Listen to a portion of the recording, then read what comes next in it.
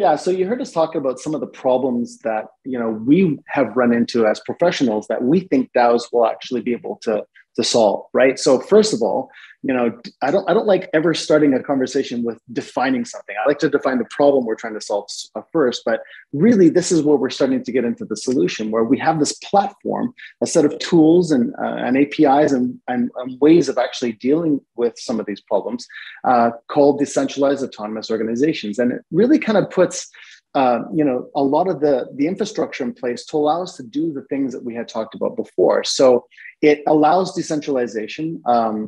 First of all, it keeps a record of everything that you do on a decentralized database called the blockchain that is transparent and immutable. So that's a good thing.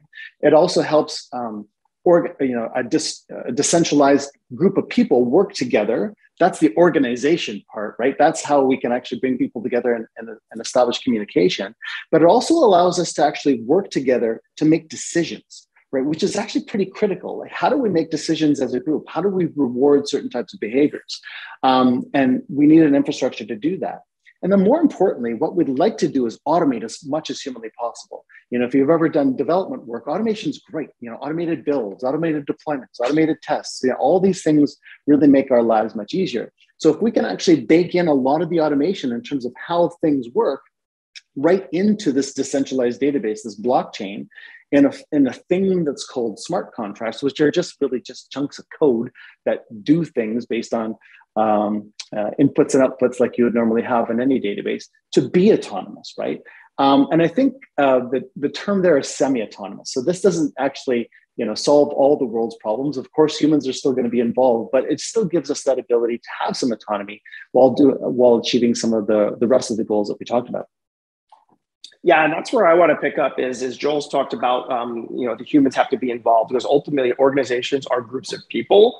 And where a DAO kind of comes into play to start helping you think about what a DAO is, it is really code at the center. So it's using blockchain, and it's using smart contracts in the blockchain. So anything that has a smart contract at the center that helps organize groups of people that are distributed is basically a DAO.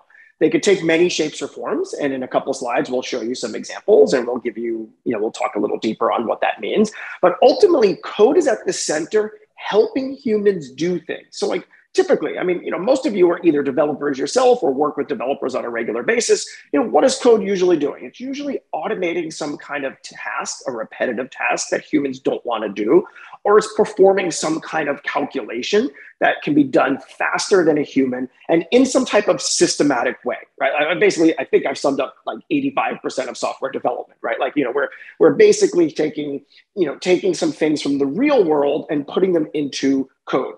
So a DAO really is that. It's taking some code that would take some real world decisions and then putting it at the center of a group of people. That group of people could be a bunch of open source developers writing a contract. Writing a piece of software. It could also be a financial organization. It could also be a group of people going to Mount Everest, right? Like, it could be a lot of different things. We're going to scope the majority of the second half of this presentation, around Agile and Agile principles and how you can do that. But we are going to give you a little bit of scope about DAOs in general, so you have an idea of how they work. We do want to touch on the fact that, as Joel said, like semi-autonomous and semi-decentralized, is just because you have a decentralized organization doesn't mean you all have to be in remote countries and other places, right? All it really means is that your decision-making tends to be more decentralized than centralized. You can still have a CEO of a DAO, but ultimately you're going to have more of a voting process and a little bit more of a decentralized either distribution of the data and information or distribution of the actual voting, where it's one person, one vote, things like that. It's up to you, and you enforce that through the smart contracts. And then obviously, whenever you have some kind of an organization, you can see that I say in like the state of Wyoming here in the United States, you can have a legal entity attached to a DAO. That's the most extreme form of a DAO. That's like a DAO that wants to be around for 5 or 10 years. To me, that's really more of of a corporation. Those are more the exceptions than the rule. Most of the DAOs that you will probably work with will be something that spins up temporarily and then goes away after its use is done.